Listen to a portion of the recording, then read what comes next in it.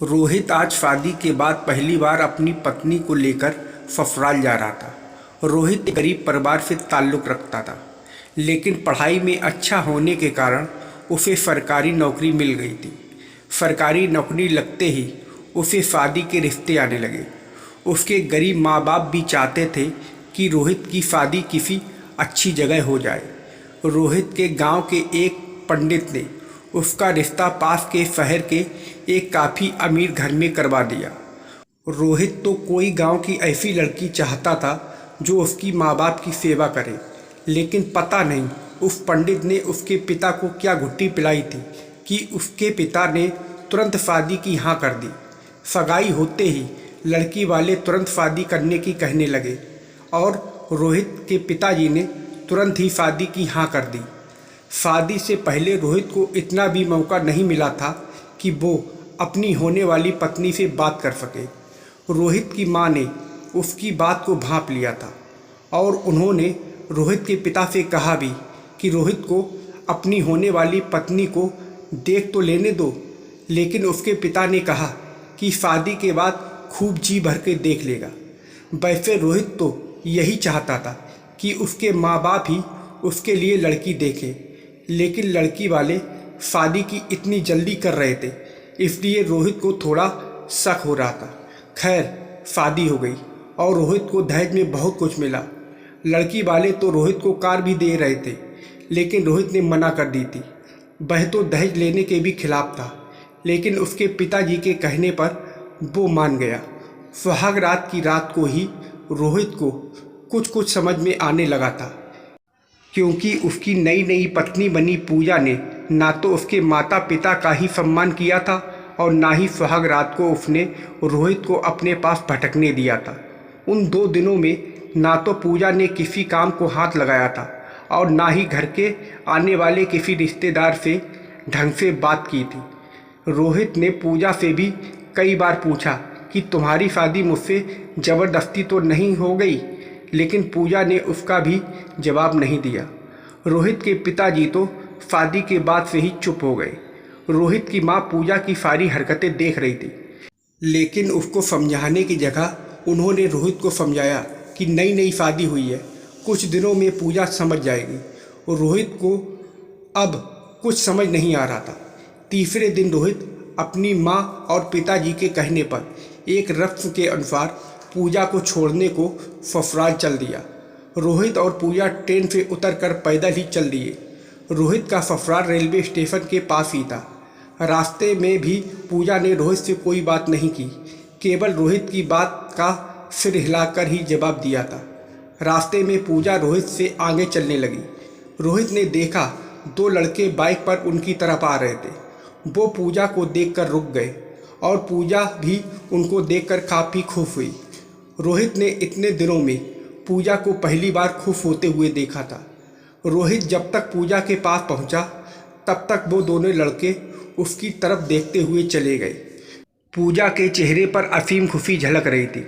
रोहित के पास आने पर पूजा ने भी रोहित को उन लड़कों के बारे में नहीं बताया और रोहित ने भी नहीं पूछा। रोहित अपने ससुराल पहुंचा। वहां पर सब लोग केवल पूजा को देखकर खुश हुए और रोहित की तरफ किसी ने ध्यान भी नहीं दिया। पूजा की माँ पूजा को लेकर अंदर चली गई और रोहित बाहर बरामदे में ही खड़ा रहा। अंदर से उसके ससुर और दोनों साले बाहर आए। रोहित के ससुर ने पास ही रखी कुर्सी की तरफ इशारा किया और बोले, अब भाई खड़े क्यों हो, बैठ जाओ। रोहित चुपचाप बैठ गया। रोहित की ससुर की आवाज़ में अहंकार और घमंड साफ झलक रहा था। रोहित को वहाँ का माहौल कुछ ठीक नहीं लग रहा था। रोहित के सालों ने तो रोहित की तरफ ध्यान भी नहीं दिया था। शाम होने को थी और अंधेरा भी धीरे धीरे बढ़ रहा था। रोहित को फर्स्ट फ्लोर के एक कमरे में ठहरा दिया। रोहित थोड़ा लेट गया और उसकी आंख लग गई। नीचे से शोर सुनकर रोहित की आंख खुली तो उसने देखा कि अंधेरा हो चुका था और 10 बज चुके थे। रोहित खड़ा हुआ और उसने मुंह धोया। उसको आश्चर्य हो रहा था कि किसी ने उससे चाय तक की नहीं पूछी थी। रोहित उसे अपना बहन समझकर भूलने की कोशिश कर रहा था, लेकिन दिमाग तो उसके पास भी था, इसलिए वह अपने ही विचारों में खोया हुआ था। अब नीचे से जोर जोर से हंसने की आवाज़ आ रही थी। रोहित के ससुर शायद किसी से बात कर रहे थे। रोहित ने नीचे झांका तो पाया कि उसके ससुर और 2-3 लोग बरामदे में महफिल लगाए शराब पी रहे थे। रोहित का ससुर बहुत पी चुका था, अतः वो होश में नहीं था। देखा मेरी अक्ल का कमाल, मैंने अपनी बिगड़ी बेटी का विवाह कैसे एक गरीब लड़के से करा दिया, वरना आप लोग तो कह रहे थे कि इस बिगड़ी लड़की से कौन शादी करेगा। इतना कहकर वो जोर से हंसे और बाकी बैठे दोनों लोग भी उनका साथ दिया और उन दोनों ने भी उनकी इस बात का समर्थन किया। रोहित के पैरों के नीचे से जैसे ज़मीन निकल गई और वो जड़बत हो गया। तभी रोहित की सास आई और उसके ससुर के कान में कुछ बोली, जिसको सुनकर वो तुरंत अंदर गए। अब रोहित को समझ आ गया था कि उसके ससुर ने ही अपने रौब को दिखाकर उसके पिताजी को डराया होगा और उसकी शादी पूजा से कर दी होगी, और तभी उसके पिताजी उसकी शादी में उसके सवालों के जवाब नहीं दे रहे थे। रोहित का सिर अब चकरा रहा था। कौतूहल बस रोहित भी तुरंत नीचे उतरा और अंदर कमरे में दरवाजे पर पहुंचा। रोहित ने अंदर देखा कि पूजा एक कोने में नीचे ही बैठी है और उसके ससुर उसके पास खड़े उसे डांट रहे हैं। और जब उन्होंने कहा कि अब किसके साथ अपना मुंह काला करवा आई, रोहित को तो अब बिल्कुल भी समझ नहीं आ रहा था। ऐसा लगता था कि उसकी शादी किसी बिगड़ी लड़की से करा दी गई है और उसका परिवार भी सामाजिक नहीं है। तभी उसकी सास ने पूजा के बाल पकड़े और उसको मारने लगी। पूजा बिल्कुल चुप थी और वो अपनी पिटाई का भी बिल्कुल विरोध नहीं कर रही थी। पूजा की माँ उसे रोते हुए मारे जा रही थी। तभी पता नहीं रोहित को क्या सूझा, वह अंदर पहुंचा और अपनी सास से पूजा को मारने को मना किया। अब रोहित को अंदर आया देखकर उसके सास और ससुर घबरा गए। उसके ससुर की तो शराब भी उतर गई थी। रोहित के सास और ससुर समझ चुके थे कि रोहित ने सब सुन लिया था। रोहित के ससुर अब कहीं पर बैठकर रो रहे थे और उसकी सास का भी बुरा हाल था।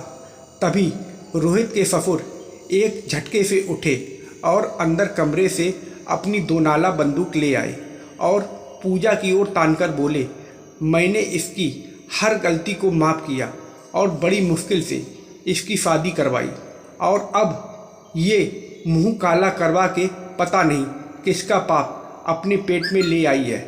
मैं इसे नहीं छोड़ूंगा।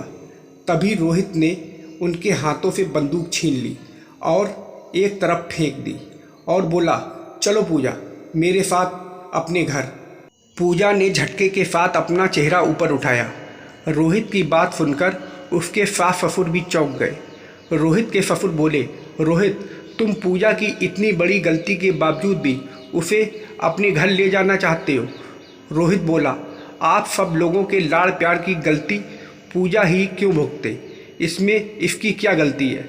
गलती तो आपके परिवार की है, जो ऐसे काम को अपनी शान समझते हैं और उसको छुपाने के लिए मुझ जैसे लड़के से उसकी शादी करवा देते हो।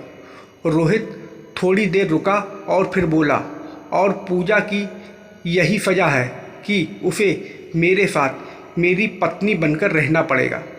ये सुनकर उसके ससुर ने उसके पैर पकड़ लिए, लेकिन रोहित ने उन्हें उठाया और पूजा को पकड़कर घर से बाहर निकल गया। और पूजा तो रोहित के पीछे पीछे हो ली। उसे तो रोहित अब किसी देवता से कम नहीं लग रहा था। रोहित के ससुर तो हाथ जोड़े खड़े थे और भगवान को धन्यवाद दे रहे थे कि उन्हें ऐसा दामाद मिला था। रोहित और पूजा पैदल ही जा रहे थे। तभी उन्हें वही दोनों लड़के मिले जो उन्हें जाते हुए मिले थे। अब की बार वो दोनों पैदल ही थे। पूजा को देखकर उनमें से एक बोला, चलो पूजा डार्लिंग, हम तुम्हारे पेट में पल रहे हमारे बच्चे को गिरा देते हैं और फिर से मज़े करेंगे। इतना कहकर वह बड़ी धूर्ता से हंसने लगा। उसने पूजा का हाथ पकड़ने की कोशिश की तो रोहित ने उसे पकड़कर उसकी अच्छी भली धुनाई कर दी। और जब दूसरा लड़का अपने साथी को बचाने आया तो पूजा ने उसके बाल पकड़कर उसे नीचे गिरा दिया और लातों से उसे अधमरा कर दिया। दोनों पिटता देख भाग खड़े हुए। पूजा का साथ देना रोहित को अच्छा लगा था। रोहित ने पूजा का हाथ पकड़ा और रेलवे स्टेशन की तरफ चल पड़ा। घर पहुंचकर रोहित ने अपनी माँ और पिताजी को कुछ नहीं बताया। अब पूजा ने रोहित के घर को इस तरह से संभाल लिया था कि रोहित सब कुछ भूल गया।